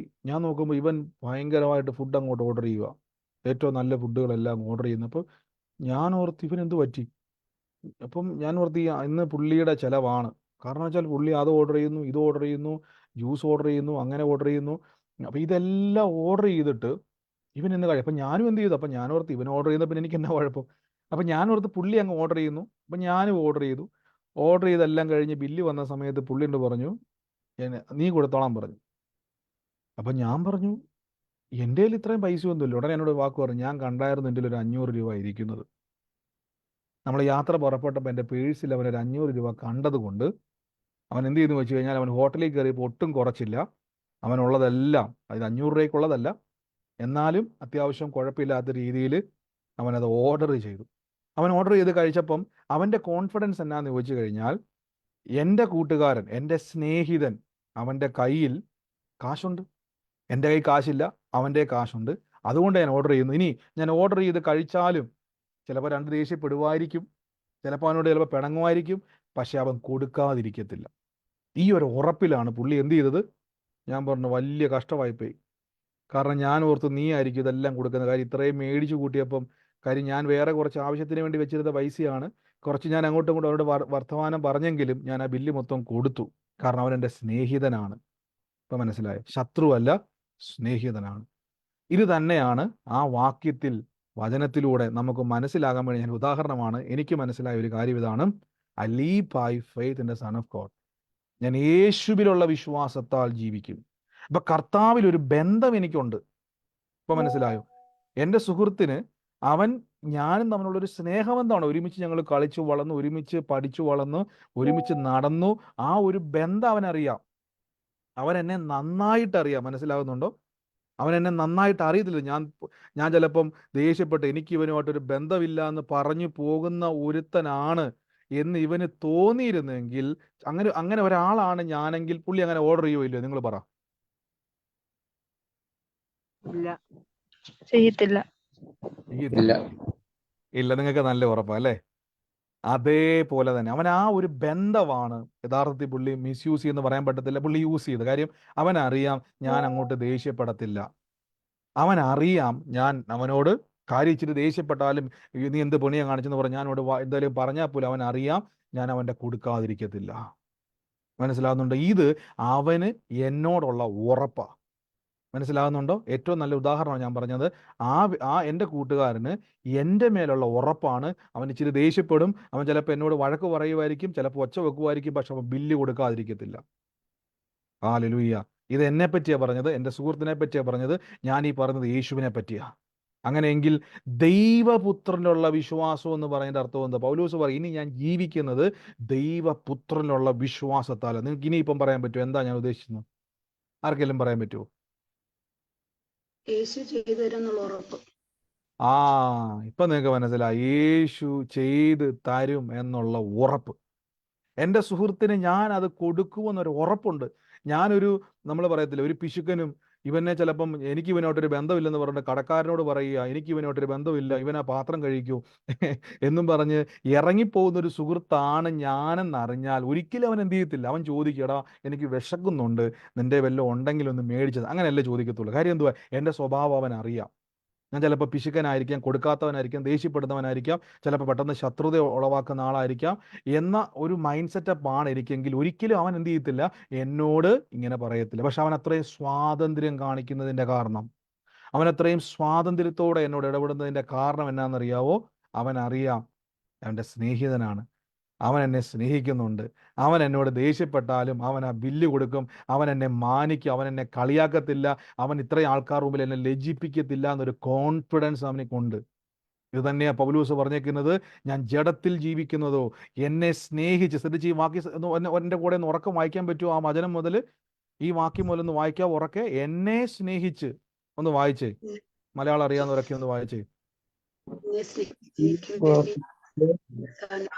ഏൽപ്പിച്ചുകൊടുത്ത ദൈവപുത്രൻ. ഞാനത് മാർക്ക് ചെയ്തേക്കുന്ന മാത്രം വായിച്ചാൽ മതി. എന്നെ സ്നേഹിച്ച് എനിക്ക് വേണ്ടി തന്നെത്താൻ ഏൽപ്പിച്ചു കൊടുത്ത ദൈവപുത്രനിലുള്ള വിശ്വാസത്താൽ അത്രേ. കണ്ടോ? അപ്പൊ ഇവിടെ നിങ്ങൾ ശ്രദ്ധിച്ചു നോക്കി. എന്നെ സ്നേഹിച്ചല്ല, ഞാൻ സ്നേഹിച്ചതല്ല കേട്ടോ. എന്നെ ഐ ലവ് യു ജീസസ്. യേശുവെ ഞാൻ അങ്ങേ സ്നേഹിക്കുന്നു എന്ന് പറഞ്ഞിട്ടല്ല, യേശുവെ ഞാൻ അങ്ങേ സ്നേഹിക്കുന്നു എന്ന് പറഞ്ഞിട്ടല്ല, എന്നെ സ്നേഹിച്ച് എനിക്ക് വേണ്ടി ക്രൂശിൽ ഏൽപ്പിച്ചു കൊടുത്ത യേശു. ആ കർത്താവ് എന്നെ കൈവിടുമോ? നിങ്ങൾ പറ. നിങ്ങളൊന്ന് പറഞ്ഞു. ആ കർത്താവ് എന്നെ സൗഖ്യമാക്കാതിരിക്കുമോ? കൈവിടത്തില്ല. ഇല്ല, കൈവിടത്തില്ല. ആ കർത്താവ് ക്രൂശി കയറാൻ മടി കാണിക്കാത്ത കർത്താവ്. നിങ്ങളെ പിടിച്ചൊന്ന് ക്രൂശി കയറ്റിയാൽ നിങ്ങൾ കയറാം. ഞാൻ ചോദിച്ചോട്ടെ, എത്ര പേര് ആത്മാർത്ഥമായിട്ട് പറയും 3 ആണിമേൽ തറച്ച് വിലാപ്പുറം തുളച്ച് മുതുകിൽ ഒന്ന് കുറേ 39 അടിയും തന്ന് നിങ്ങളുടെ ശരീരത്തിൻ്റെ അകത്ത് ഇങ്ങനെ പറഞ്ഞാൽ അവൻ്റെ മുഖത്ത് അവർ മാറി മാറി അടിച്ചു തുപ്പി, അവൻ്റെ രോമങ്ങൾ നാണയത്തൊട്ട് കൊണ്ട് പിഴുതെടുത്തു, മുൾക്കിരീടം തലയിൽ വെച്ചു. ഇത്രയും സഹിക്കാൻ ഇതിൽ ആരെ കൊണ്ടെങ്കിലും പറ്റുമോ? ഒന്ന് ഇല്ല. പറഞ്ഞു. ആർക്കെങ്കിലും റെഡിയാന്ന് പറഞ്ഞ ആരെങ്കിലും ഉണ്ടോ? ഇല്ല. എന്നെ കൊണ്ട് കഴിയത്തില്ല. എനിക്കത് ചിന്തിക്കാൻ പോലും. ഞാൻ ഇപ്പോഴും പാഷൻ ഓഫ് ദ ക്രൈസ്റ്റ് എന്ന് പറഞ്ഞ സിനിമ ആ രംഗം വരുമ്പോൾ എനിക്ക് ഭയങ്കര ബുദ്ധിമുട്ട് അത് കണ്ടിരിക്കാൻ. അതൊരു സിനിമാ നടനാണ് അഭിനയിച്ചിരിക്കുന്നത് പാഷൻ ഓഫ് ദ ക്രൈസ്റ്റിൽ. നമുക്കറിയാം അതൊരു സിനിമയാണ്. അതൊരു സിനിമയാണ്. അതിൻ്റെ അകത്ത് ചാട്ടവാർ കൊണ്ട് അടിക്കുന്നതെല്ലാം നമുക്കറിയാം. അത് ഒരിക്കലും അദ്ദേഹത്തെ മുറിവേൽപ്പിക്കുന്നില്ല. ആ ഒരു സിനിമാ നടനെ അത് മുറിവേൽപ്പിക്കുന്നില്ല. ആ സിനിമാ നടന്റെ മേലേക്ക് അത് ബ്ലഡ് ഒറിജിനൽ തെളിക്കുന്നല്ല. ഒറിജിനൽ ബ്ലഡാണ് അവർ യൂസ് ചെയ്തേക്കുന്നെങ്കിൽ അദ്ദേഹത്തിന്റെ ബോഡിയിൽ നിന്ന് വരുന്ന ബ്ലഡ് അല്ലത്. അത് അയാൾ ആക്ട് ചെയ്യുകയാണ്. പക്ഷെ അത് കാണാൻ പോലും നമുക്ക് കഴിയുന്നില്ലെങ്കിൽ എൻ്റെ പ്രിയരെ, എന്നെ സ്നേഹിച്ച് എനിക്ക് വേണ്ടി അത് ഒറിജിനലായിട്ട് ഏൽപ്പിച്ചു കൊടുത്ത കർത്താവിലുള്ള വിശ്വാസത്താൽ നമ്മൾ ജീവിക്കണമെന്ന് പറഞ്ഞു. ഇപ്പം നിങ്ങൾക്ക് മനസ്സിലായോ? ക്രൂശി കയറാൻ എനിക്ക് കർത്താവിന് ഒരു മടി. അയ്യോ, അവന് വേണ്ടിയൊക്കെ എന്നാ മരിക്കാനാ, അവക്ക് വേണ്ടിയൊക്കെ എന്നാ മരിക്കാനാ, ഓ എന്ന് പറഞ്ഞുകൊണ്ട് കർത്താവ് നിങ്ങളെ മൈൻഡ് ചെയ്യാതിരുന്നില്ല. കർത്താവ് വചനം പറയുന്നു, നമ്മൾ അവിശ്വസ്തരായിരുന്നാൽ അവൻ വിശ്വസ്തനായി പാർക്കുന്നു. അതിൻ്റെ അർത്ഥം നമ്മൾ പാപികളായിരിക്കുമ്പോൾ തന്നെ നമുക്ക് വേണ്ടി ക്രൂശിൽ മരിക്കാൻ കർത്താവ് റെഡിയായെങ്കിൽ പ്രിയരെ, ഞാൻ പറയുന്നു, നിങ്ങളുടെ വിഷയങ്ങളിൽ യേശു പ്രവർത്തിക്കുമോ ഇല്ലയോ? പറ. എന്റെ വിഷയത്തിൽ പ്രവർത്തിക്കും. ഇതാണ് ഞാൻ ആദ്യം തന്നെ പറഞ്ഞത്. നമുക്കൊരു ഉറപ്പുണ്ടായിരിക്കണം, അവൻ എന്നെ വിടുവിക്കും. അതുകൊണ്ടാണ് പൗലോസ് ലീഗ എഴുതിയപ്പോൾ വാചനം എഴുതി വെച്ച്, എന്നെ സ്നേഹിച്ച് എനിക്ക് വേണ്ടി ഏൽപ്പിച്ചു കൊടുത്ത ദൈവപുത്രനായ ക്രിസ്തുവിലുള്ള വിശ്വാസം. ഇപ്പൊ മനസ്സിലായോ? ക്രിസ്തുവിലുള്ള വിശ്വാസം, യേശുവിലുള്ള വിശ്വാസം. മറന്നു പോകരുത്, എൻ്റെ വിശ്വാസമല്ല, യേശുവിലുള്ള വിശ്വാസം. യേശുവിന് ഇപ്പം നിങ്ങളിപ്പം ഞാൻ എളുപ്പമായിട്ട് പറയാം, നിങ്ങൾക്കൊരു ഒരു ഒരു വ്യക്തി, മുടന്തനായ ഒരു വ്യക്തി, അദ്ദേഹത്തിൻ്റെ കൈകാലുകളിൽ എന്തെങ്കിലും ബുദ്ധിമുട്ടുണ്ടായി, നമുക്ക് അദ്ദേഹത്തെ കാണുമ്പോൾ ഒരു സങ്കടം വരില്ലേ? അദ്ദേഹം ഇങ്ങനെ ഇഴഞ്ഞിഴഞ്ഞ് നടക്കുക നിലത്തൂടെ. അദ്ദേഹത്തെ കാണുമ്പോൾ നമ്മുടെ ആരുമല്ല, നമുക്കൊരു വിഷമം തോന്നും അല്ലേ? നമുക്കൊരു സങ്കടം തോന്നും, അദ്ദേഹത്തോടൊരു കരുണ തോന്നും, മനസ്സലിവ് തോന്നും. വചനം പറയുന്നു, എനിക്ക് വേണ്ടി വില കൊടുത്ത കർത്താവിന് ഞാനൊരു കഷ്ടതയിലൂടെ കടന്നു പോകുമ്പോൾ എന്നോട് മനസ്സലിവ് കാണിക്കാതിരിക്കുമോ? എനിക്കൊരു പ്രശ്നം വരുമ്പോൾ, എനിക്കൊരു പ്രതിസന്ധി വരുമ്പോൾ, എനിക്കൊരു രോഗം വരുമ്പോൾ, എനിക്കൊരു വേദന വരുമ്പോൾ എന്നോട് അവൻ കരുണ കാണിക്കാതിരിക്കുമോ? പക്ഷെ പിശാച് നമ്മളെ പഠിപ്പിച്ചു, കരുണ കാണിച്ചാലും വിടിവിച്ചാലും വിടിവിച്ചില്ലെങ്കിലും എൻ്റെ ദൈവമാണ് യേശു എന്ന് പറഞ്ഞാൽ മതി. നമ്മൾ എന്ത് ചെയ്യുന്നു വെച്ച് കഴിഞ്ഞാൽ, 2 ദിവസം പ്രാർത്ഥിച്ച് മാറിയില്ലേ പറയും, സാരമില്ല കർത്താവ് വിഷമിക്കുക കേട്ടോ. കർത്താവിൻ്റെ ആഗ്രഹം എന്നാണെന്നറിയോ? യേശുവിൻ്റെ നാമത്തിൽ നിങ്ങൾ അതിൽ നിന്ന് പുറത്തു വരണം. അതുകൊണ്ടാണ് പൗലോസ് ലീഗ പറഞ്ഞേക്കുന്നത്, എന്നെ സ്നേഹിച്ച് എനിക്ക് വേണ്ടി തന്നെത്താൻ ഏൽപ്പിച്ചു കൊടുത്ത ദൈവപുത്രനായ യേശുവിലുള്ള വിശ്വാസത്താൽ ഞാൻ എന്ത് ചെയ്യും? ഞാൻ എന്ത് ചെയ്യും? ജീവിക്കും. അങ്ങനെങ്കിൽ നിങ്ങൾ അത്ഭുതം കാണുമോ ഇല്ലയോ? കാണും. ഈ ദിവസങ്ങളിൽ തീരുമാനിച്ചോണം, ഞാൻ പ്രാർത്ഥിക്കുന്ന വിഷയത്തിന്റെ മേൽ ഞാൻ ദൈവപ്രവൃത്തി കാണാം. അപ്പൊ നാട്ടുകാർ ചോദിക്കും, എൻ്റെ പൊന്നു സഹോദരി, ഇത്രയും ഭയങ്കര വിഷയത്തിൽ നിന്നൊക്കെ ദൈവം കരകയറ്റുമെന്ന് എന്നെ ഉറപ്പെന്ന് വെച്ചു കഴിഞ്ഞാൽ, യേശു എനിക്ക് വേണ്ടി ക്രൂശിൽ കയറാൻ മടി കാണിച്ചില്ലെങ്കിൽ, യേശു എനിക്ക് വേണ്ടി ക്രൂശിൽ മരിക്കുവാൻ മടി കാണിച്ചില്ലെങ്കിൽ, ഈ വിഷയത്തിൽ നിന്ന് എന്നെ വിടിവിക്കുവാനും കർത്താവിന് മടിയില്ല. മനസ്സിലാകുന്നുണ്ടോ? ക്രൂശാണോ വലുത്, നിങ്ങളുടെ വിഷയമാണോ വലുത്? പറ.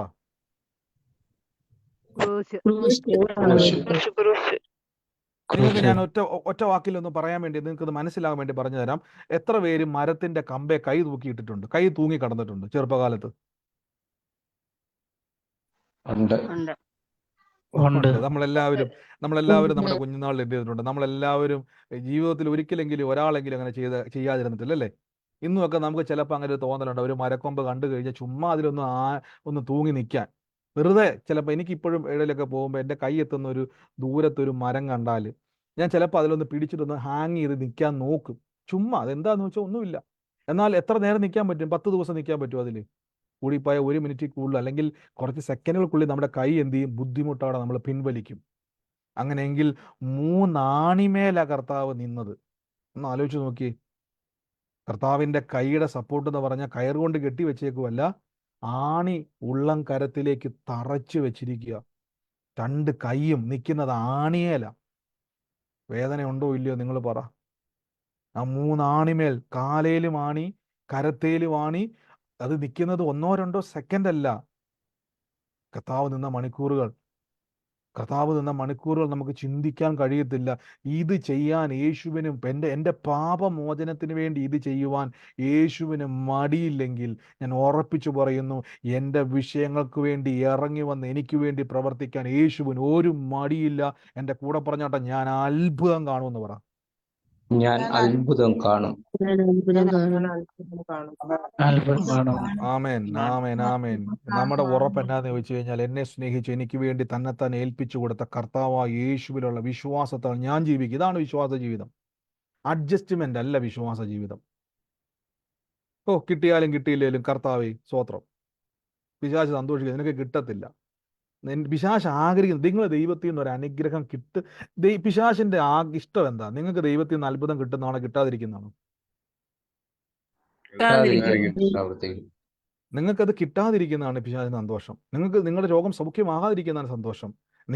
നിങ്ങൾ കഷ്ടതയിലൂടെ കടന്നു പോകുന്ന അവന് സന്തോഷം. നിങ്ങൾ കരയുന്നതാണ് അവന് സന്തോഷം. നിങ്ങൾ ഞെരുങ്ങുന്നതാണ് അവന് സന്തോഷം. നിങ്ങൾ സാമ്പത്തികമായി തകരുന്നതാണ് അവന് സന്തോഷം.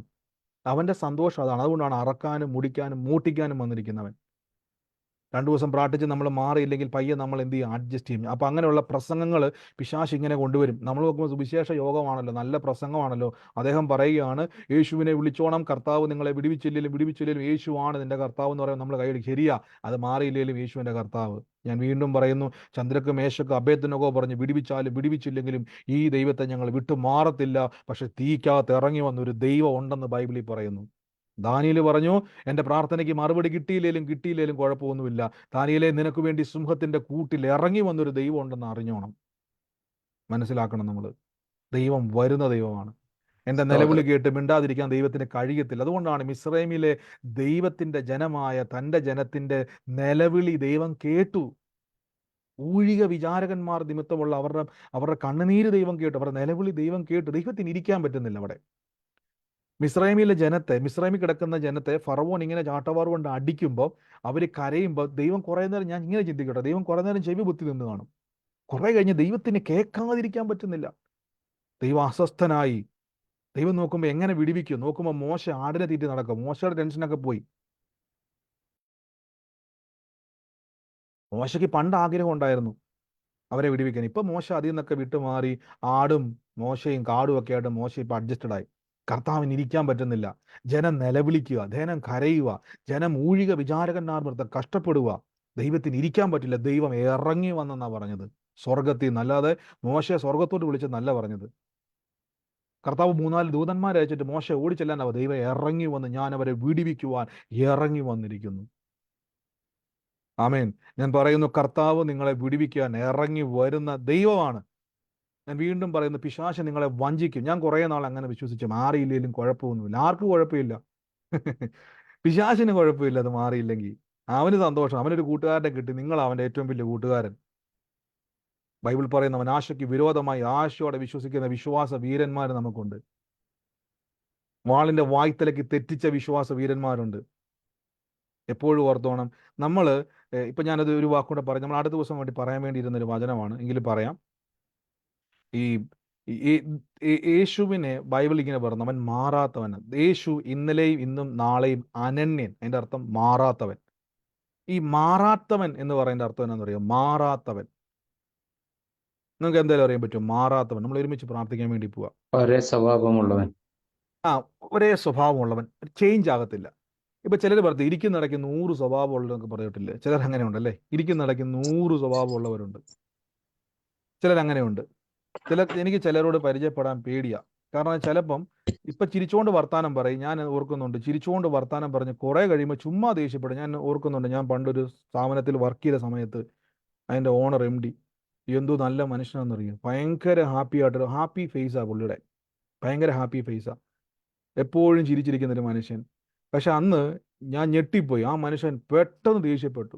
ഞാൻ ഓർത്ത്, ഇങ്ങനെ ചിരിച്ചിരിക്കുന്ന മനുഷ്യൻ എങ്ങനെ ചേഞ്ച് ചെയ്യാൻ പറ്റും? പെട്ടെന്ന് അദ്ദേഹം ചേഞ്ച് ആയി. അതോടെ എനിക്ക് അദ്ദേഹത്തോടുള്ള സകല എന്താ പറയുക, നമ്മളൊരു ഇംപ്രഷനൊക്കെ പറയത്തില്ലേ, ഞാൻ അതുവരെ ഓർത്ത് ഇയാളെന്തോ നല്ല മനുഷ്യൻ എന്നല്ല, ഇദ്ദേഹം എന്തൊരു എപ്പോഴും ചിരിക്കുന്ന ഒരു മനുഷ്യൻ. അദ്ദേഹം വേറൊരു മുഖം അദ്ദേഹത്തിന് ഉണ്ടായിരുന്നു.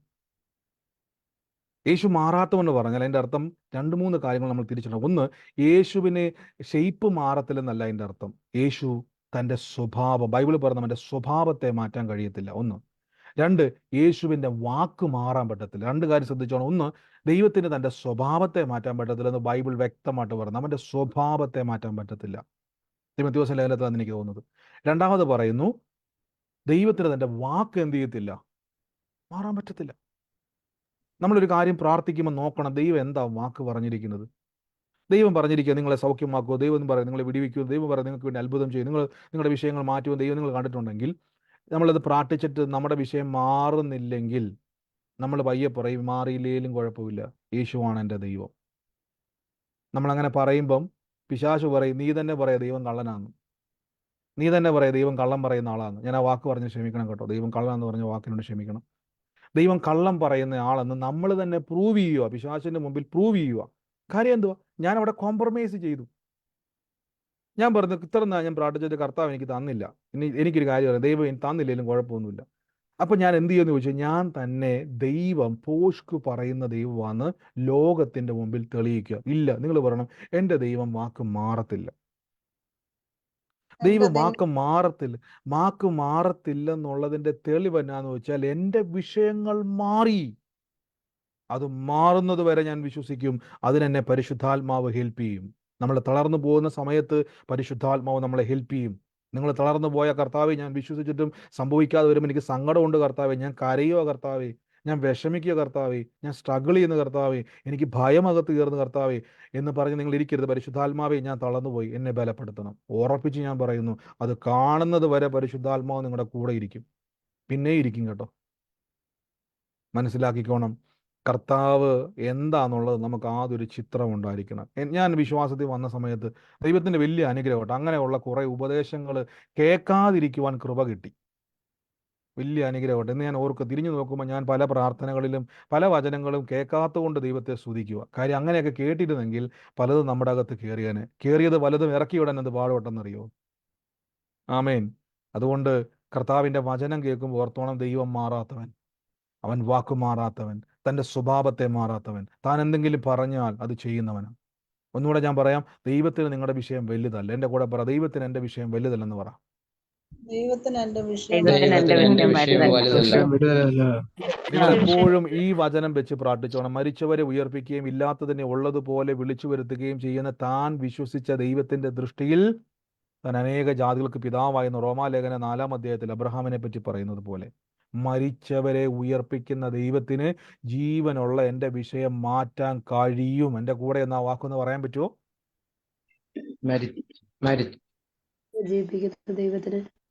മരിച്ചവരെ ജീവിപ്പിക്കുന്ന ദൈവത്തിന് എൻ്റെ വിഷയത്തെ മാറ്റാൻ സാധിക്കും. ആമേൻ. നിങ്ങളുടെ വിശ്വാസം അതായിരിക്കണം കേട്ടോ. ഞാൻ പറയുന്നു, അങ്ങനെയുള്ള ഉപദേശങ്ങൾ കേട്ടാൽ അവിടുന്ന് ബൈബിൾ എടുത്തുകൊണ്ട് ഓടിക്കണം. ഞാനാണെ ഓടാൻ ശ്രമിക്കും, ഓടിക്കണം. കാര്യം തലയ്ക്കകത്തോട്ട് കേട്ടരുത്. നമ്മൾ ദൈവത്തെ അതെന്തുകൊണ്ടാണ് ബ്രദറെ, അപ്പം അവർ പറയുന്നത് എന്തുകൊണ്ടാണ് ബ്രദറെ തെറ്റാകുന്നത്? ഞാൻ പറയാം, എൻ്റെ അനുഭവമല്ല വിശ്വാസ ജീവിതം കേട്ടോ. എനിക്കൊരു കാര്യം നടന്നില്ലാത്തത് കൊണ്ട് ഞാൻ പറയാം ഞാൻ കുറേ പ്രാർത്ഥിച്ച് കിട്ടിയില്ല, ദൈവം ഇങ്ങനെ.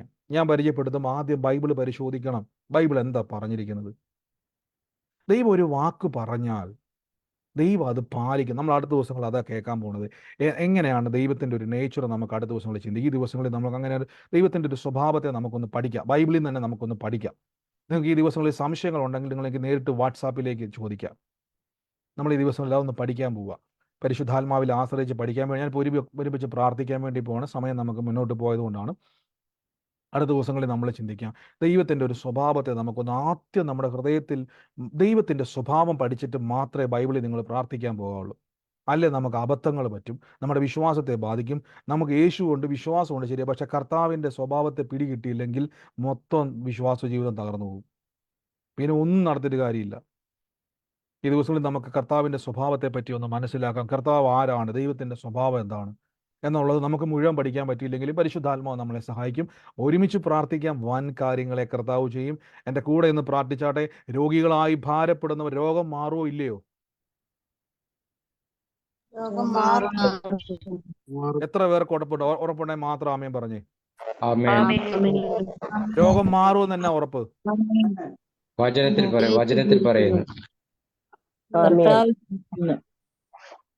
ആമേൻ. രോഗം മാറുമെന്ന് തന്നെ ഉറപ്പെന്ന് വെച്ചാൽ യേശു ഏറ്റ മുറിവാണ്. ബൈബിൾ അങ്ങനെ പറയുന്നു. യേശു വാക്ക് മാറുവോ?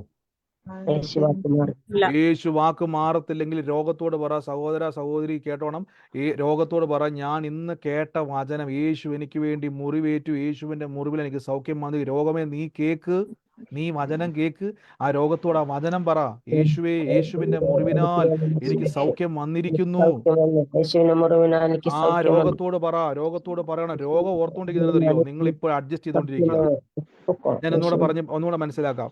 രോഗത്തോട് വന്നിട്ട് പിശാച് പറഞ്ഞു പഠിപ്പിച്ചത്, ഈ പുള്ളിക്കാരനെ നീ പേടിക്കുകയൊന്നും വേണ്ട. അവള് 2 ദിവസം പ്രാർത്ഥിച്ച് 3-ാം ദിവസം അവളും അവനും എന്ത് ചെയ്യും, ഞാൻ അവളൊക്കെ പറഞ്ഞോളൂ, ക്ഷമിക്കണം കേട്ടോ. ആ വ്യക്തി അവര് 2 ദിവസം പ്രാർത്ഥിച്ച് 3-ാം ദിവസം അവർ പറയാനിരിക്കുക മാറിയില്ലേലും കുഴപ്പമില്ലെന്ന്. അതുകൊണ്ട് നീ അവിടെ ഇരുന്നോ, പിശാച് പറയും, നീ അവിടെ ഇരുന്നോ, നീ ഒരു സീറ്റ് കസേരയൊക്കെ ഇട്ടിരുന്നു. പക്ഷെ അവനോട് പറയണം, രോഗത്തോട് പറയണം, നീ ഇറങ്ങിപ്പോയേ പറ്റത്തുള്ളൂ. കാരണം ദൈവത്തിന് വാക്ക് മാറ്റാൻ പറ്റത്തില്ല. പിടികിട്ടിയോ? അല്ലെ യേശു വാക്ക് മാറ്റണം. കർത്താവ് പറയുക, സോറി കേട്ടോ, ഞാൻ വെറുതെ പറഞ്ഞത്, ഞാൻ മുറിവൊന്നും ഏറ്റില്ല, ഞാൻ വെറുതെ പറയുക, ഞാൻ അടിയൊന്നും ഏറ്റില്ല. ഇത് സത്യമാണോ അല്ലയോ നിങ്ങൾ പറ.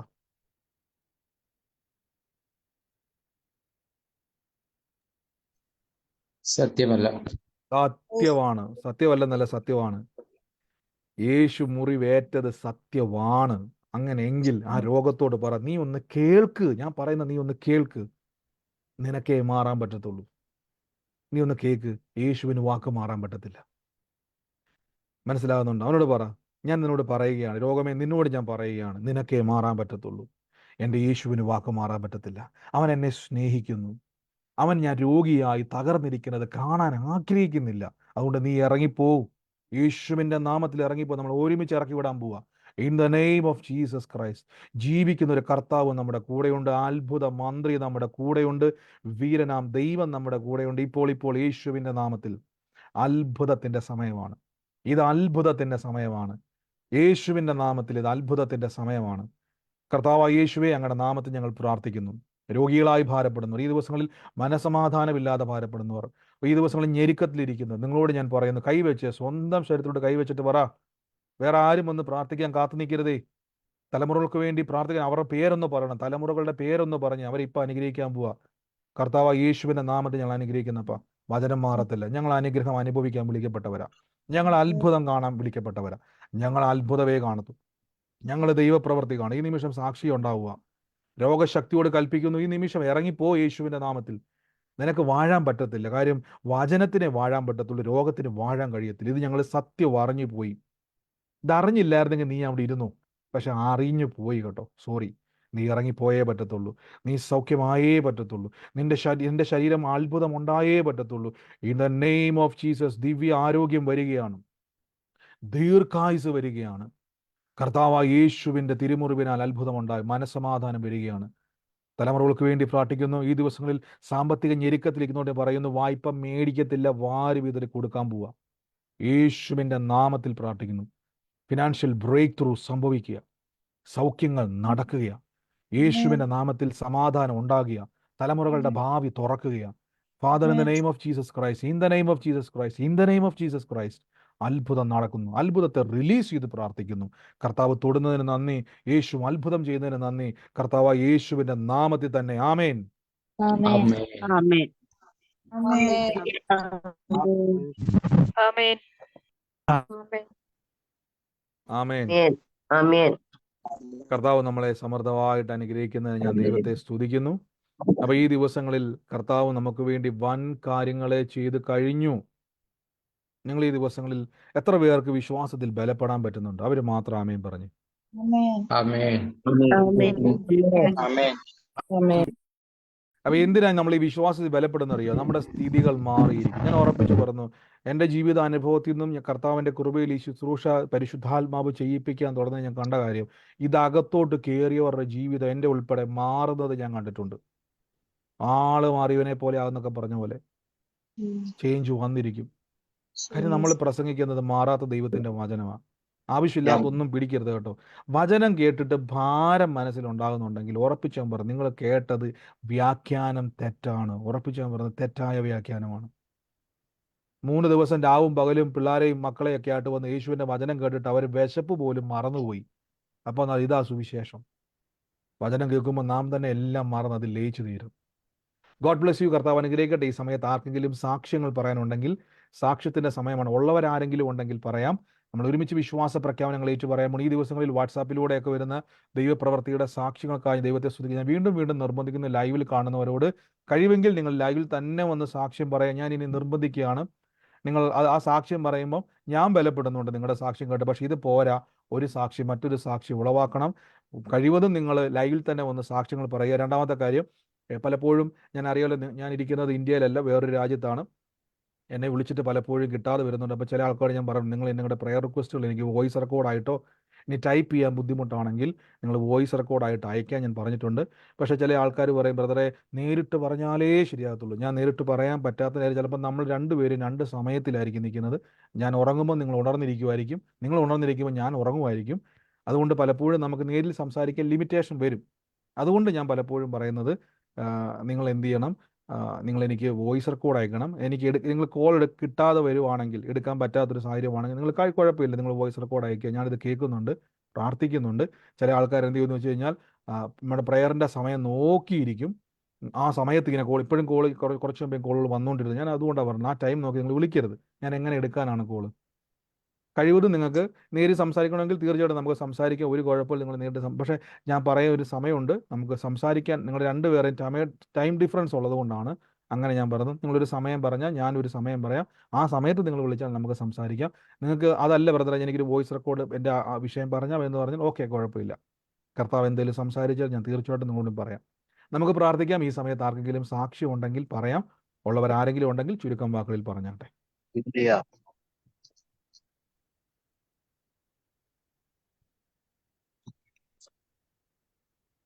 ആരുമില്ല എന്ന് ഞാൻ വിശ്വസിക്കുന്നു. ഇന്ന് നമുക്ക് ഒരുമിച്ച് കർത്താവിന് പറയാൻ വേണ്ടിയാണ് മ്യൂട്ട് മാറ്റിയത്. അല്ല ബ്രദറെ, പറഞ്ഞു. ബ്രദറെ എനിക്ക് സാക്ഷ്യമല്ലേ, പറഞ്ഞു. ഇപ്പൊ പ്രാർത്ഥനയുടെ സമയത്ത് പെട്ടെന്നൊരു മേലാഴി വന്നു. അതിനെ പ്രാർത്ഥിക്കാൻ പറയണ്ട. എന്റെ ചേച്ചിയുടെ ഭർത്താവിനെ ഒരു പെട്ടെന്ന്, ഇപ്പൊ ഞങ്ങൾ പ്രാർത്ഥനയെ കയറിക്കൊണ്ട് എല്ലാരും ഉണ്ടായിരുന്നപ്പോഴാണ് പെട്ടെന്നൊരു സുഖയില്ലാഴി വന്ന്. എന്താ അത് പറയാൻ പറ്റുന്നില്ല. ഇതിനൊന്ന് പ്രാർത്ഥിക്കണം. ഓക്കെ, ഇന്ന് ആചാര്യന്റെ മേലേക്ക് കൈ ഒന്ന് നീട്ടി പിടിച്ചോ. ആ ബ്രദറിന്റെ മേലേക്ക് ഒന്ന് കൈ നീട്ടി പിടിച്ചോ.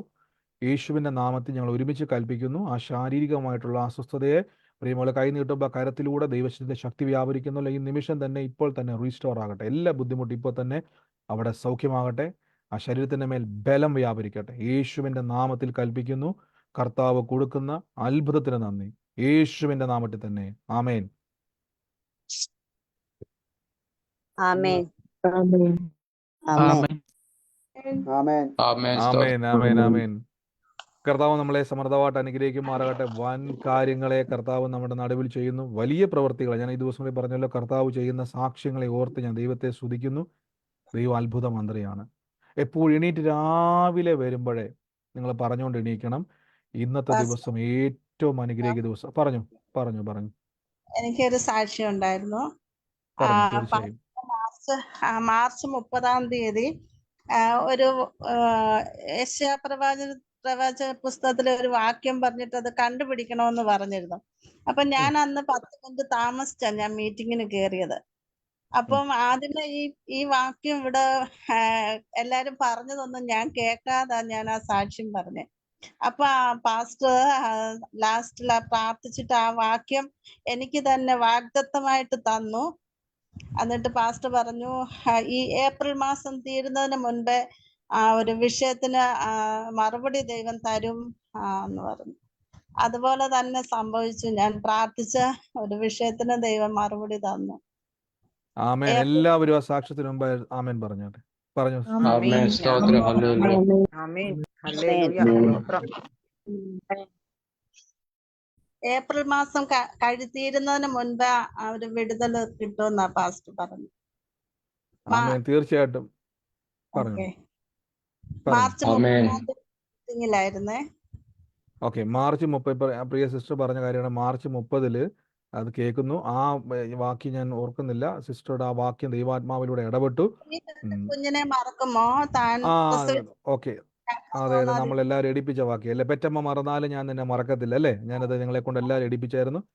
പ്രിയ സിസ്റ്റർ പറഞ്ഞത്, ആന്റിക്ക് വേണ്ടി ആ വചനം പ്രാർത്ഥിച്ച് അയച്ചു. ആ കൂട്ടത്തിൽ പരിശുദ്ധാത്മാവ് എല്ലാവരോടും നമ്മൾ ഒരുമിച്ചാണ് ആ വചനം എടുത്തെങ്കിലും പ്രിയ സിസ്റ്ററോട് ആ വചനത്തിലൂടെ പരിശുദ്ധാത്മാവ് ഒരു കാര്യം പറഞ്ഞു. ശ്രദ്ധിച്ചോണ്ട് നിങ്ങൾ പറയുമ്പം ബ്രദർ പറഞ്ഞു എന്ന് പറയരുത്. ബ്രദർ പരിശുദ്ധാത്മാ ബ്രദറിലൂടെ ഇടപെട്ടതാണ്. അപ്പം സിസ്റ്ററോട് ഇങ്ങനെ പറഞ്ഞു, മാർച്ച് 30-ലാണ് പറയുന്നത്. എന്നാൽ ഒരു വാക്ക് ദൈവാത്മാവ് എടുത്തു പറഞ്ഞു, ഏപ്രിൽ മാസം തീരുന്നതിൻ്റെ അകത്ത് ഈ വചനത്തിലൂടെ ഒരു അത്ഭുതം ഉണ്ടാകുമെന്ന് പറഞ്ഞു. എന്ന് പ്രിയ സിസ്റ്റർ വന്ന് പറഞ്ഞു. മാർച്ച് തീർന്നിട്ടില്ല. ഇന്ന് ഏതാ ദിവസം? സോറി, ഏപ്രിൽ അല്ലേ? ഏപ്രിൽ തീരുന്നതിന് മുമ്പ്. ഇന്ന് ഏപ്രിൽ എത്ര? 20 അല്ലേ? മാർച്ച് 30-നാണ് ആലോചന കേട്ടതല്ലേ? മാർച്ച് 30-ന് ആലോചന കേട്ടു. ഇന്ന് മാർച്ച് 20-ആണ്. മാർച്ച് മാസം തീരുന്നതിൻ്റെ അകത്ത് ഒരു അത്ഭുതം ചെയ്യുമെന്ന് കർത്താവിൻ്റെ ആത്മാവ് പറഞ്ഞു. ഇന്ന് സാക്ഷ്യം നടന്നു. വീണ്ടും ഒരു ഹാലലി എന്ന് പറഞ്ഞാട്ടെ. യേശു ജീവിക്കുന്നു. ഹല്ലേലൂയ. ഹല്ലേലൂയ. സ്തോത്രം. ആമേൻ. ദൈവിക ആലോചന കേൾക്കുമ്പോൾ ഏറ്റെടുത്തോണം, ചാടി പിടിച്ചോണം. അതെ. ദൈവം അത് ഏപ്രിൽ മാസത്തിൽ ചെയ്യുമെന്ന് പറഞ്ഞപ്പോൾ ആമേൻ പറഞ്ഞ വചനം ഓർത്ത് അത് വെച്ചു പ്രാർത്ഥിച്ചു. കർത്താവിൻ്റെ കൃപയാൽ തീരുന്നതിൻ്റെ അകത്ത് തന്നെ ദൈവപ്രവൃത്തി കണ്ടു. ദൈവത്തിന് മഹത്വം. യേശു ജീവിക്കുന്നു. നമ്മളെപ്പോഴും പറഞ്ഞത് നിങ്ങളെ സാക്ഷ്യം പറയണം. ഇപ്പം എന്തുകൊണ്ടാണ് ഞാൻ ഈ സാക്ഷ്യം പറഞ്ഞത്? നാളെ ഇതുപോലൊരു വചനം ആർക്കെങ്കിലും അയച്ചു കൊടുക്കുമ്പോൾ അവർക്ക് വിശ്വാസത്തോടെ പ്രാർത്ഥിക്കാൻ വേണ്ടിയാണ് മേഴ്സാൻഡിയുടെ സാക്ഷ്യം. ആമേൻ. കർത്താവ് അനുഗ്രഹിക്കട്ടെ. ഇനിയും സമൃദ്ധമായിട്ട് അനുഗ്രഹിക്കട്ടെ. മറ്റാരെങ്കിലും ഉണ്ടോ സാക്ഷ്യം പറയാൻ? മറ്റാരുമില്ല എന്ന് ഞാൻ വിശ്വസിക്കുന്നു. നമുക്ക് ഒരുമിച്ച് വിശ്വാസ പ്രഖ്യാപനങ്ങളെ ഏറ്റുപറഞ്ഞു പ്രാർത്ഥിക്കാം. വൻ കാര്യങ്ങളെ കർത്താവ് ചെയ്യും. ഏറ്റുപറച്ചിൽ മുടക്കരുത്. എല്ലാ ദിവസവും എണീറ്റ് വരുമ്പോൾ തന്നെ പറയണം, കർത്താവ് യേശുവിൻ്റെ നാമത്തിന് ഉയർച്ച തന്നെ പ്രാപിക്കും, താഴ്ച പ്രാപിക്കത്തില്ല. ഞാൻ വാലല്ല തലയത്രേ. എൻ്റെ കർത്താവ് എന്നെ കൈവിടത്തില്ല, ഉപേക്ഷിക്കത്തില്ല. എല്ലാ ദിവസവും പ്രഖ്യാപിച്ചുകൊണ്ട് എണീറ്റ് വരത്തുള്ളൂ. എല്ലാ ദിവസവും പറഞ്ഞുകൊണ്ട് എണീറ്റ് വന്നാൽ എല്ലാ ദിവസവും ഇപ്പം കേട്ടില്ലേ, ആ വചനത്തിൻ്റെ ശക്തി കാണാൻ പറ്റും. നമുക്ക് ഒരുമിച്ച് ഏറ്റു പറയാം. സൗണ്ടുകളെ മ്യൂട്ട് ചെയ്താട്ടെ. ഫേസ്ബുക്കിലായിക്കോട്ടെ, യൂട്യൂബിലായിക്കോട്ടെ, എന്നെ ലൈവിൽ കാണുന്ന എല്ലാവരോടും ഞാൻ പറയുന്നു, വിശ്വാസ പ്രഖ്യാപനം നിങ്ങൾക്കറിയാം. തുടർമാനമായിട്ട് കേൾക്കുന്ന ആൾക്കാർക്കറിയാം. കർത്താവ് എനിക്ക് തന്നതിനായി നന്ദി എന്നുള്ളത് നിങ്ങളുടെ വിഷയങ്ങളും ചേർത്ത് ആ വചനവുമായി ചേർത്ത് ലഭിച്ചതിന് നന്ദി എന്ന് പറയുക.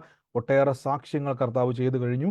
ആ സാക്ഷ്യങ്ങൾ നിങ്ങളുടെ ജീവിതത്തിൽ സംഭവിക്കും. ഈ നിമിഷം എല്ലാവരും സൗണ്ട് മ്യൂട്ട് ചെയ്യണം. മൈക്ക് മ്യൂട്ട് ചെയ്താട്ടെ. നിങ്ങളായിരിക്കുന്ന സ്ഥലത്തിരുന്നു കൊണ്ട് അത് തന്നതിനായി നന്ദി പറഞ്ഞുകൊണ്ട് പ്രാർത്ഥന കഴിഞ്ഞിട്ടില്ല. സൗണ്ട് മ്യൂട്ട് ചെയ്യുക. ചില നിമിഷങ്ങൾ നമുക്ക് ദൈവസന്നിധിയിൽ ഏറ്റു പറയാം. എല്ലാവരും സൗണ്ട് മ്യൂട്ട് ചെയ്ത്